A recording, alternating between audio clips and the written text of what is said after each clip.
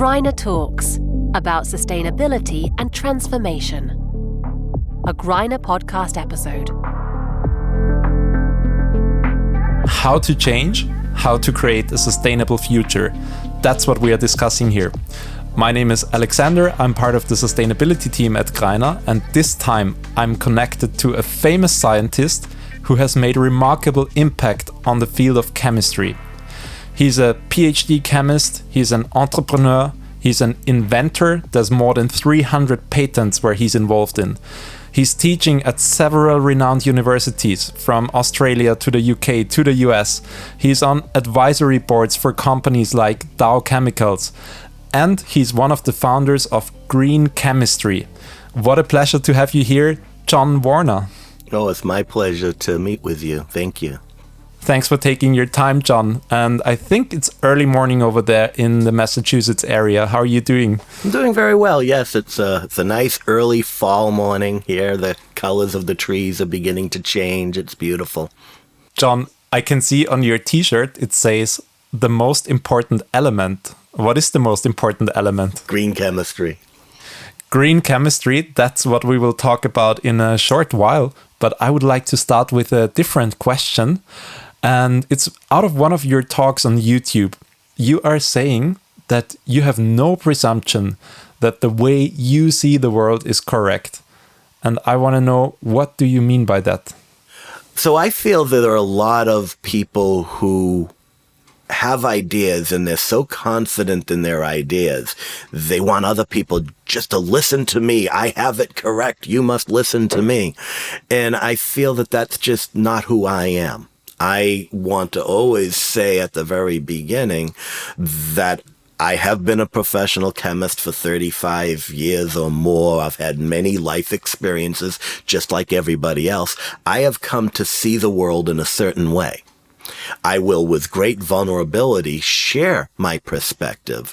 And sometimes I sound presumptuous, like, oh, this is so and this is so. And I want to make sure people understand that I have my view of the world and I want to share them.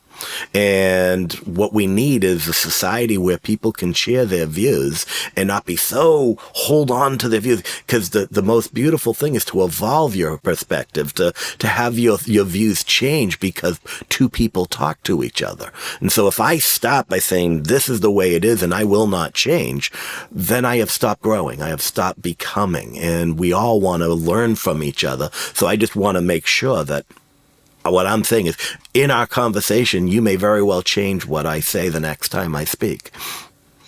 And changing views or changing your decision or changing the way you think about something, that can be quite tough because you also have to admit that maybe what you thought before wasn't the correct thing. So it's quite a tough exercise. Well, it's funny. I actually look at it the opposite. Because the ability to grow, the ability to learn is the most wonderful thing. And so if I can't grow, if I can't learn, if I stay exactly what I was before, that's similar to death. So why would I want that? I like that perspective on the topic. And I think that's also kind of what green chemistry is all about. It's about learning, evolving, changing things. And green chemistry is a big, big part of your life, but it's not so well known to many people maybe listening today. Could you explain briefly what is green chemistry all about? So green chemistry, when someone invents a product, right now, historically, we have learned in the field of chemistry and material science how to make something a certain color, how to make something a certain flexibility, how to make something sticky, how to make something hard, how to make something soft. If you look at all the things that we learn in chemistry and in material science, we've learned a lot. In the field of chemistry and material science has stayed about the same for many, many years. What we don't learn when we learn chemistry and material science is how to anticipate whether something is toxic, how to anticipate whether something hurts the environment. That science, that part of chemistry and material science that helps you predict the negative impacts on human health and the environment and teaches you how to avoid them, that is the field of green chemistry. And that reminds me, we keep inventing things again and again, new technologies. I mean, just think of products containing CFCs, think of nuclear power and the problem of ultimate disposal. So we keep inventing these technologies, but they come with a lot of problems. Do we not think about these problems in advance? Do we just ignore them? Well, so when you consider why are we still doing this, I would look back at the last 30, 40 years. Consumers have become very aware that they want to have products that are safe and non-toxic. The world has become very knowledgeable about global climate change, ozone depletion, toxicity, all of these things. And while there have been many advances, NGOs have formed to push consumers, to push companies, we still teach chemistry the way we taught chemistry 50 years ago. So all aspects of this process have changed and evolved except the inventors. The skills of the inventors are the same today as the skills they were 50 years ago. So they may be aware of carcinogenicity, they may be aware of global climate change, but if they have not had any training on how to relate that to the properties of a material, then they're still going to invent the same kind of products that they've been invented. The thing that hasn't changed is how we train the inventors. And that is where the new products come from. And where did that passion for this topic, for teaching, for education, for you personally come from? So there's two pathways that happened with me. I started my professional chemistry life as a medicinal chemist. So my formal training, my formal PhD is in synthetic organic chemistry making pharmaceuticals. The drug that's sold by the Eli Lilly company called 𝗚𝗵𝗲𝗶𝗀𝗺 is one of the most successful solid tumor anti-cancer drugs. It's a very large team. I played a very small role, but I was an inventor of pharmaceuticals, medicinal chemistry. And then I got hired by the Polaroid Corporation, the instant photography company. But I invented technologies at Polaroid with the mindset of a medicinal chemist. Now think about this. Biology, all chemistry and biology happens at room temperature, ambient pressure, using water as an environmental solvent. In industry, everything is at high temperature, high pressure, using harsh reagents.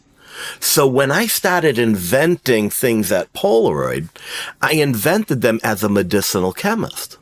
So I found that I was able to take processes that were at high temperature, make them at low temperature. Things that were at high pressure, make them at regular pressure. Things that were in harsh reagents, make them in water. And they were very new.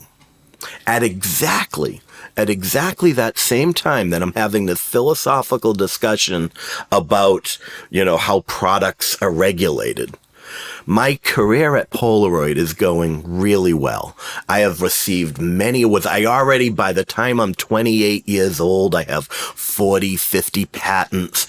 I've been on the cover of Celebrity magazine as an inventor, scientist. My head is this big. I am the greatest scientist who ever lived. My ego, I think, oh my God, I'm so wonderful. And disaster hits, Alexander. My 2-year-old son dies of a birth defect. My son John was born with a disease called 𝗚𝗵𝗲𝗵𝗄𝗏, where his liver was completely detached from his intestines, and he couldn't metabolize water-insoluble nutrients. And after 2 years, we lost him. He died. And the night of my son's funeral, I'm lying in bed staring at the ceiling, and I'm asking myself, I wonder if something I touched in the lab caused my son's birth defect. I wonder if, heaven forbid, something I got an award for caused his disease and death. The answer to the question isn't what drove me crazy.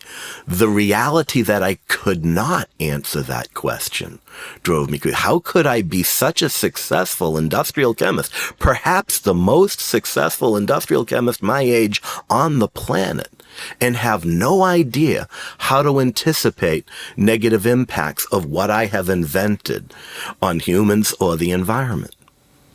I came to this immediate and very important realization. This is not an epic battle of good and evil.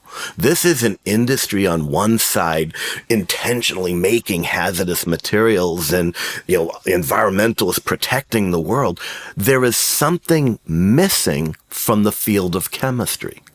So I left Polaroid and I went to the University of Massachusetts, became full professor with tenure of chemistry, full professor, tenure of plastics engineering, and we started the world's first PhD program in green chemistry to train chemists not only how to do what every other program in the world teaches chemists to do, but add a course in mechanistic toxicology, add a course in environmental mechanisms, add a course in law and policy, so that these students, not only are they the world's greatest inventors like every other university in the world, but they also have an understanding of toxicity, environmental impact, and law and policy.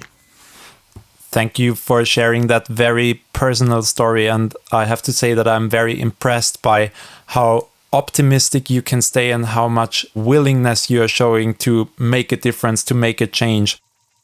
And given that background, now you're talking on a podcast of a plastics company. I have to ask you, can plastics ever be green? Can it ever be non-toxic?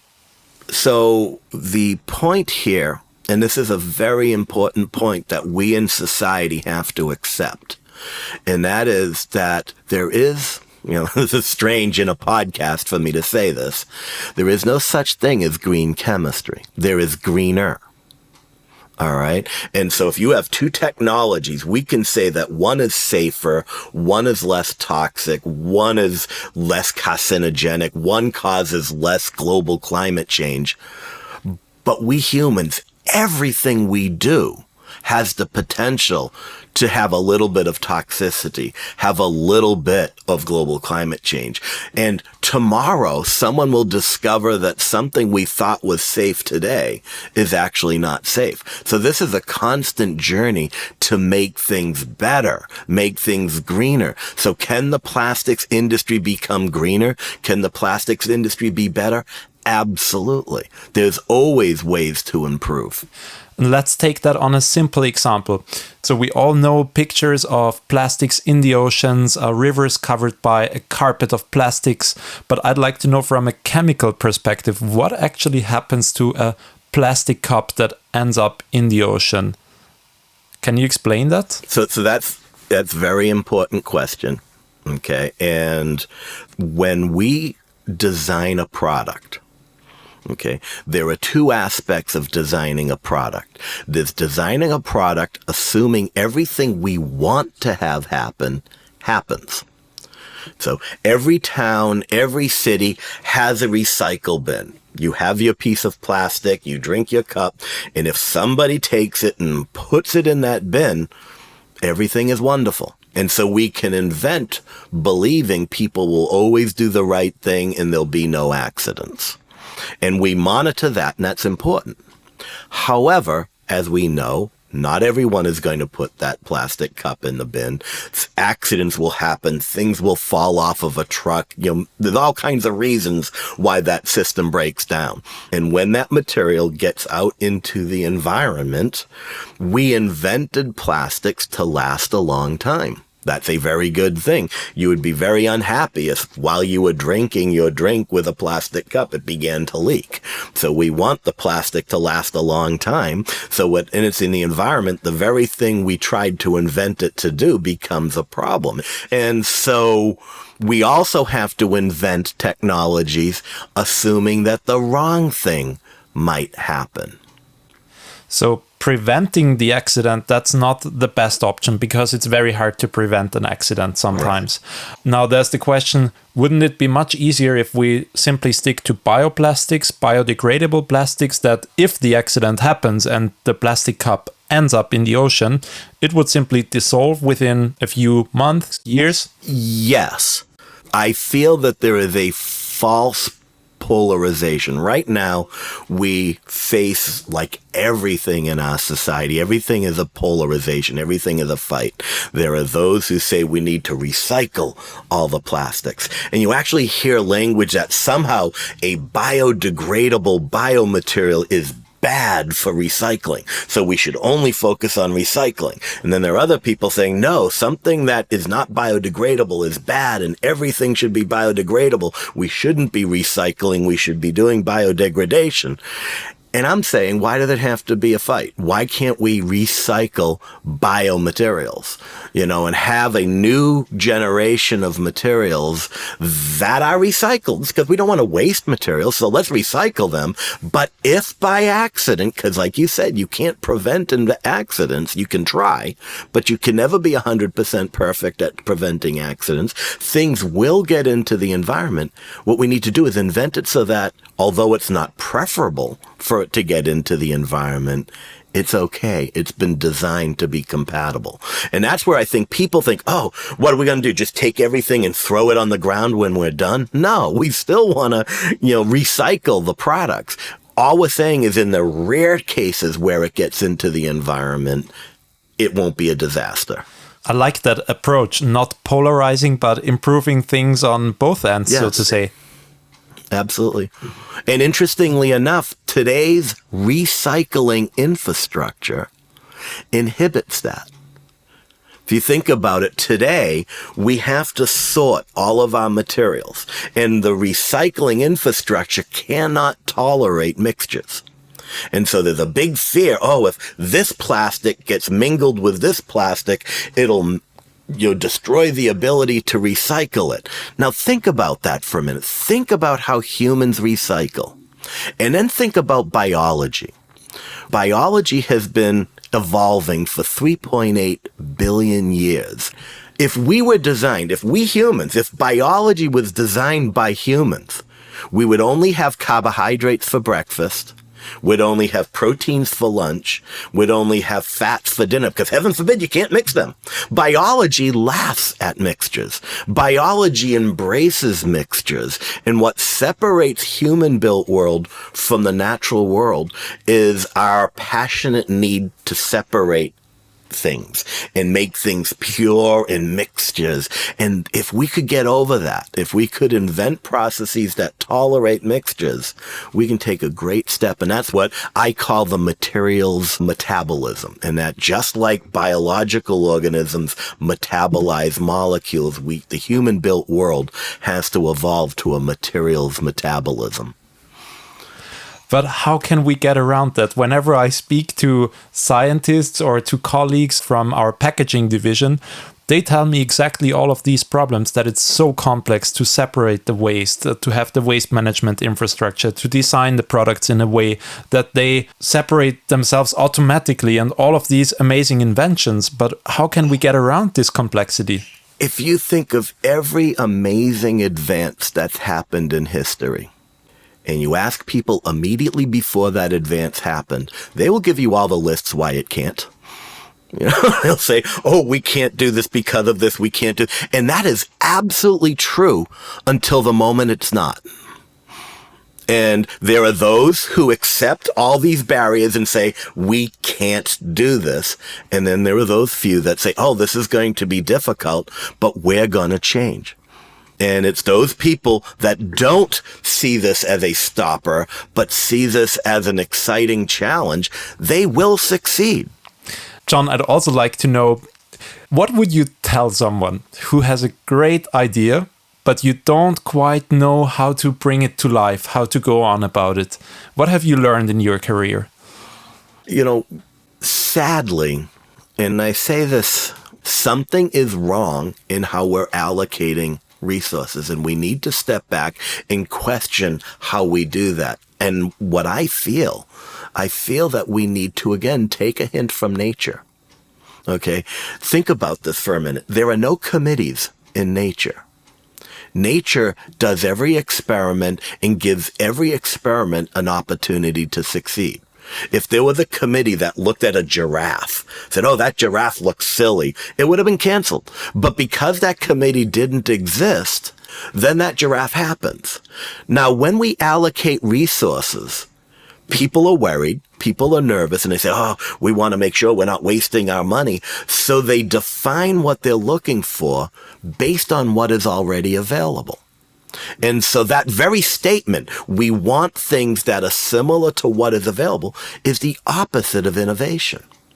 And we spend so much of the time, so much of the money evaluating. Why not make it more of a lottery? What we should be doing is just giving bright, smart people some money and not having them justify it and giving them the opportunity to push forward. Because the very process we do to evaluate ideas crushes innovation because we want it to fit into the same Excel spreadsheet we used 20 years ago. And if we want to catalyze invention, then that very thing has to change too. If you had one wish for the plastics and foam industry, what would that be? My dream for the plastics industry is to become more bio-based, okay?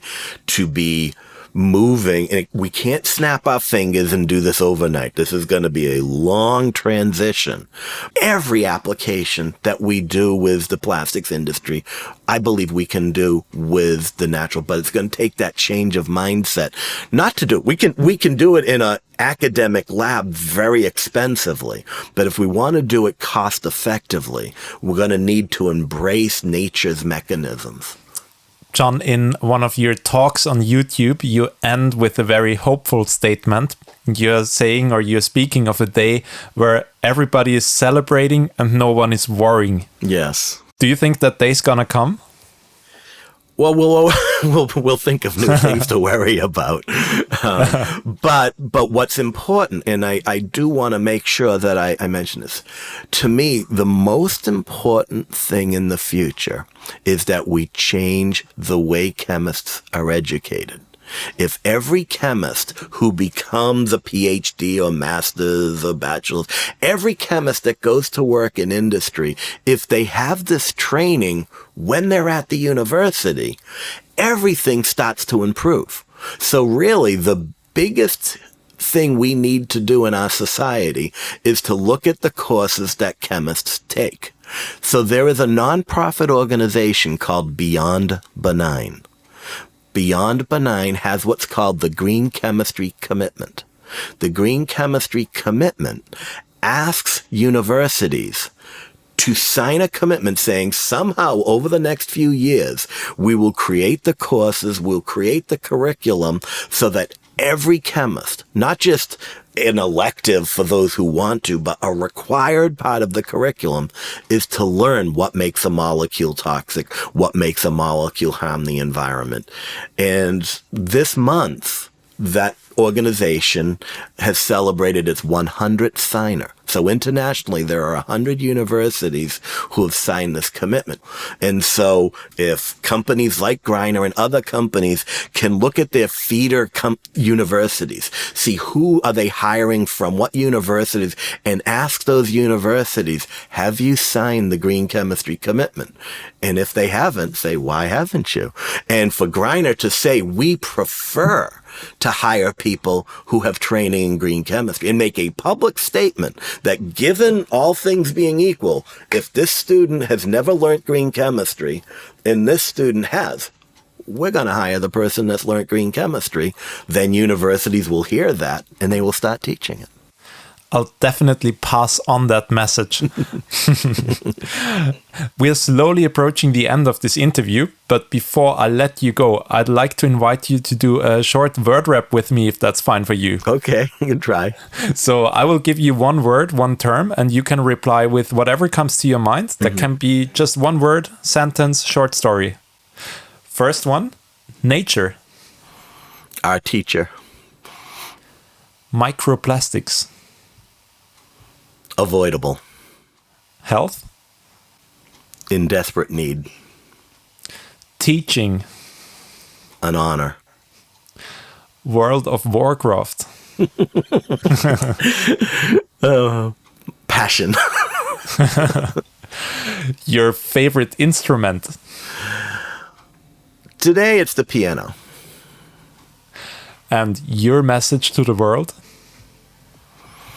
We can do this if we collaborate, if we work together, if we find ways to stop polarizing.